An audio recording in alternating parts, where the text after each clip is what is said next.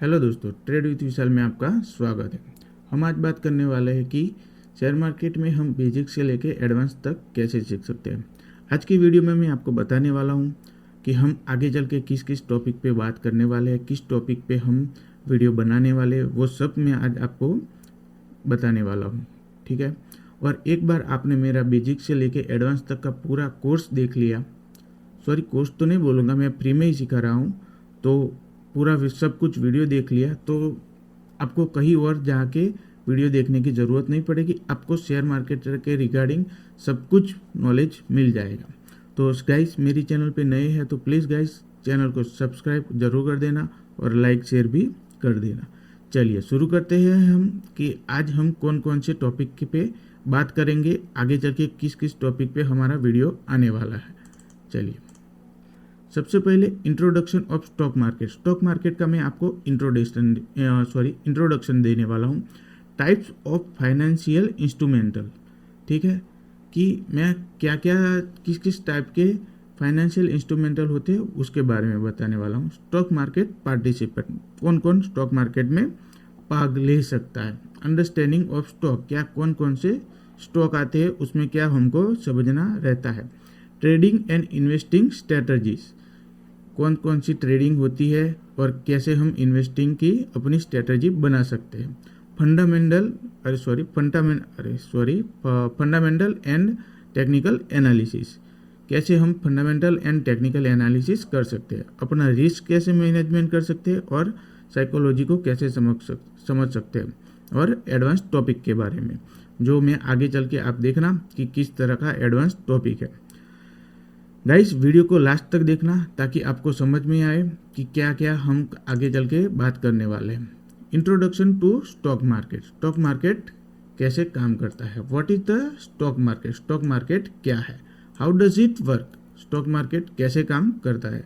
Primary and secondary market क्या होता है।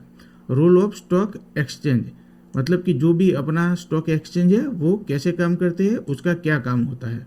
ठीक है, हाँ, okay. Types of financial instrumental, तो स्टॉक जो भी अपना एनएससी बीएससी में स्टॉक लिस्टेड रहता है उसको हम इक्विटी भी कहते हैं, उसके बारे में बात करने वाले। बॉन्ड, जो गवर्नमेंट के बॉन्ड होते हैं, जो कॉरपोरेट के बॉन्ड होते हैं, जो बड़े बड़े कंपनी इंस्टीट्यूट होते हैं उनका भी बॉन्ड होता है। Mutual fund and ETF, mutual fund क्या है, ईटीएफ क्या है। डेरिवेटिव, जो हम सबका फेवरेट है, फ्यूचर एंड ऑप्शन, उसके बारे में आगे चल के बात करेंगे। कमोडिटी एंड फॉरेक्स ट्रेडिंग, जो अभी कमोडिटी जो होती है, जो अपन बोलते हैं उसको क्रूड ऑयल, गोल्ड, सिल्वर, वो सब कमोडिटी होती है। फॉरेक्स मतलब कि फॉरेक्स ट्रेडिंग डेल्टा एक्सचेंज पे हो गई, जिसमें बिटकॉइन आ गया, वो सब यूएसडीटी आ गया, वो सब होती है, वो फॉरेक्स ट्रेडिंग होती है। ठीक है, चलिए आगे चलते हैं। गाइस, इस सभी टॉपिक पे आगे चल के हम डिटेल में वीडियो बनाने वाले हैं, तो प्लीज़ गाइस, आप मेरे चैनल पे नए हैं तो प्लीज़ आप चैनल को सब्सक्राइब जरूर कर देना।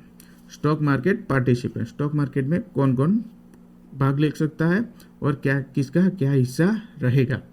सबसे पहले आते हैं हम जैसे और आप जैसे रिटेल इन्वेस्टर, ठीक है, जो रिटेल इन्वेस्टर होते हैं। પછી जो आते हैं बड़े इन्वेस्टर, इंस्टीट्यूशनल इन्वेस्टर, ठीक है। बाद में आते हैं फॉरेन इन्वेस्टर, जो एफआईआई कहते हैं, जो डीआईआई, जो हमारे यहाँ के इंडिया के जो बड़ी बड़ी जो एलआईसी वगैरह जो होती है उसको हम डीआई करते हैं। और मार्केट मेकर्स, जो मार्केट को संभालते हैं, लिक्विडिटी को एडजस्ट करते हैं, उसको बोलते हैं मार्केट मेकर। उसके बारे में भी मैं आपको डिटेल्स में वीडियो बना के बताऊंगा।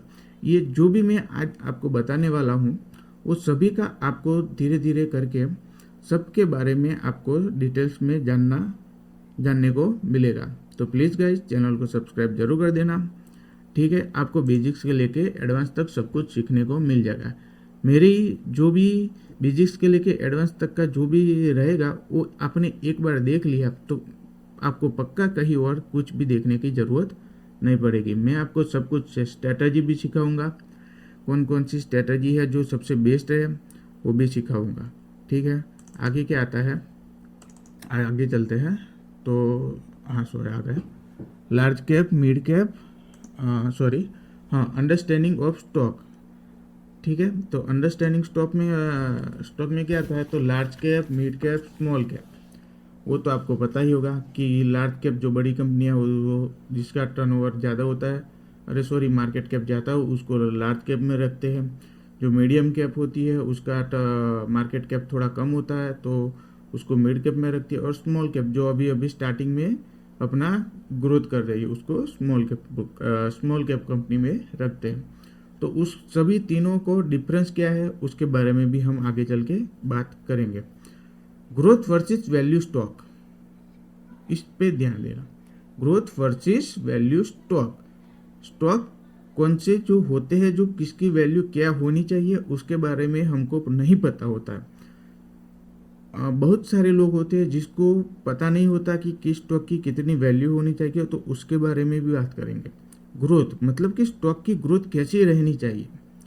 ठीक है, अभी कुछ स्टॉक जो ऑपरेटर के द्वारा ऑपरेट किए जाते हैं तो उसके बारे में हम उसमें कूद पड़ते हैं और बाय कर लेते हैं, और वो स्टॉक ऑपरेटर जब एग्जिट मारता है तब हम एग्जिट नहीं कर पाते और वो तुरंत जाके उसका बॉटम टच कर लेता और हमको लॉस होता है। Dividends versus non dividend stock. Dividend मतलब कि हमको हर महीने, हर 2 महीने, 3 महीने, जो भी कंपनी, ऐसी बहुत सारी कंपनी गवर्नमेंट की होती है, प्राइवेट होती है, वो डिविडेंड अपना बोनस इश्यू करती है, डिविडेंड देती है इन्वेस्टर को। तो एक तरह से आप देखा जाए तो ये डिविडेंड से भी आप पैसा कमा सकते हो।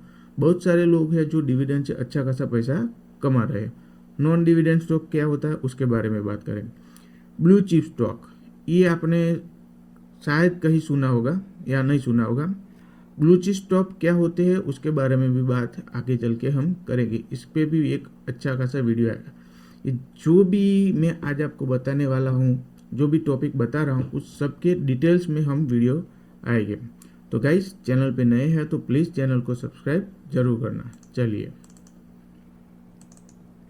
हाँ, trading and investing strategy. Value investing, जो वॉरेन बफेट जो है जो करते हैं उसको वैल्यू इन्वेस्टिंग कहते हैं। अभी हमने आगे बात की थी, ठीक है, कि वैल्यू इन्वेस्टिंग क्या होती है। तो वैल्यू मतलब कि एक स्टॉक हमने परचेस किया, उसको धीरे धीरे परचेस करके एक वैल्यू अपना वैल्यू क्रिएट करते हैं, उसको वैल्यू इन्वेस्टिंग। मतलब कि आप देखिए, आपने आज कोई स्टॉक परचेस किया और कल जाके वो समझ लो कि 5 या 10% वो गिर गया, फिर से आपने उसको एवरेजिंग करके, फिर आपने फिर से एवरेजिंग करके, और वैसे भी मार्केट का लेवल देख के काम करना चाहिए। मतलब मार्केट कहाँ पे है उस बेसिस पे हम कर। अभी अपना निफ्टी और वैल्यू है, ठीक है, वो 26,000 से गिर के अभी 22,500 तक आ गया। अभी क्या बताए, अभी अच्छा खासा न्यूज़ भी आया, फिर भी मार्केट गिर ही रहा है अपना, और लगातार 5 मंथ अपनी रेड कैंडल बनाई है। ठीक है, फिर आता है ग्रोथ इन्वेस्टिंग। ग्रोथ इन्वेस्टिंग क्या है उसके बारे में भी बात करेंगे। मोमेंटम इन्वेस्टिंग, शॉर्ट टर्म के लिए इन्वेस्टिंग करते हैं जो लोग, वो मोमेंटम इन्वेस्टिंग करते हैं। मतलब कि एक मोमेंट आया, प्रॉफिट लिया और निकल गए। डिविडेंड एंड इंडेक्स इन्वेस्टिंग, कई लोग इंडेक्स में भी इन्वेस्ट करते हैं। जैसे कि निफ्टी 50 का है तो अपना निफ्टी 20 है, बैंक निफ्टी का है तो बैंक 20 है। ऐसे बहुत सारे जो इंडेक्स होते हैं उसके ETF होते हैं, उसको हम इंडेक्स इन्वेस्टिंग कहते हैं। और डिविडेंड, अभी हमने आगे बात की कि जो भी स्टॉक अपन को डिविडेंड देते हैं उसके बारे में। इंट्राडे एंड स्विंग ट्रेडिंग, ठीक है। अभी इंट्राडे के लिए बहुत सारी स्ट्रेटेजी है जो हम आगे चल के बात करेंगे। स्विंग ट्रेडिंग के लिए भी बात करेंगे। मतलब कि इंट्राडे एंड स्विंग ट्रेडिंग क्या होता है। इंट्राडे मतलब कि आज हमने कोई ट्रेड लिया और आज हमने काट दिया, उसको बोलते हैं इंट्राडे ट्रेडिंग। स्विंग ट्रेडिंग, कोई स्विंग बना, उसके ऊपर हाई ब्रेक किया तो हमने ट्रेड लिया, अपना टारगेट मिल गया 1:2, 1:3 जो भी है, 1:1, और हमने ट्रेड कट कर दिया, वो अपना स्विंग ट्रेडिंग है। स्विंग ट्रेडिंग मोस्टली लोग स्टॉक में करते हैं, कुछ लोग इंडेक्स में भी करते हैं। ठीक है, आगे चलते हैं। Okay, fundamental versus technical analysis. Fundamental analysis क्या है, टेक्निकल एनालिसिस क्या है। फंडामेंटल एनालिसिस मतलब कि कुछ भी स्टॉक है उसका पी रेशियो क्या चल रहा है, उसका फाइनेंशियल स्टेटमेंट क्या है, कि अगर आज उसका क्वार्टर 1 का रिजल्ट आया तो क्वार्टर 2 में उसने कैसा ग्रोथ किया, ईयरली बेस ईयरली उसने कैसा ग्रोथ किया, वो सब देख के अपन इन्वेस्ट करते हैं जो भी जिस भी कंपनी में, उसको बोलते हैं हम फंडामेंटल इन्वेस्टिंग। टेक्निकल एनालिसिस क्या है, तो अपन जो candlestick pattern, moving average, Bollinger band, Fibonacci, MACD, जो भी टेक्निकल चार्ट पे देख के हम एनालिसिस करते हैं उसको हम टेक्निकल एनालिसिस कहते हैं। इस पे भी हमारा एक बढ़िया सा वीडियो आएगा। जो आप नए हैं तो प्लीज़ चैनल को ज़रूर सब्सक्राइब कर देना गाइस। चलिए, risk management and trading psychology. सबसे इम्पोर्टेंट है ये ट्रेडिंग साइकोलॉजी। आप कभी कभी ट्रेड तो ले लेते होगे, लेकिन ट्रेड में आपको कहीं ना कहीं डर लगता होगा ट्रेड लेने के बाद, और आपने ट्रेड काट दिया, तो जैसे ही ट्रेड काट दिया आपका ट्रेड फिर से वापस से प्रॉफिट में चला जाएगा, और जो भी है वो डर लगता है। मतलब कि अपना दिमाग का जो साइकोलॉजी उस पर कंट्रोल नहीं रहता है। ठीक है, तो वो भी है एक। और आते हैं डाइवर्सिफिकेशन एंड हेजिंग। ठीक है, हेजिंग का मतलब आपको शायद पता होगा कि हेजिंग मतलब कि आज देखिए मैंने कोई कॉल शॉर्ट किया है और मेरे पास उतना कैपिटल नहीं है, तो मैं कुछ दूर का आउट द मनी का कॉल बाय कर लूँगा, तो मेरा जो पोजीशन होगा वो हेज हो जाएगा।